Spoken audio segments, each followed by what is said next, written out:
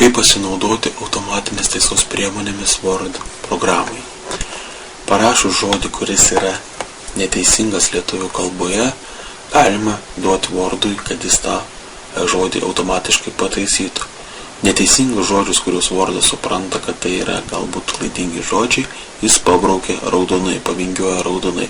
Spaudžiam ant to žodžio dešinį pelės mygtuką ir matome sąrašą žodžių, kokius kompiuteris siūlo pakeisti į teisingus. Paspaudžiam kairiuoju pelės mygtuku ir kompiuteris pakeičia žodį azolas į žodį ąžuolas.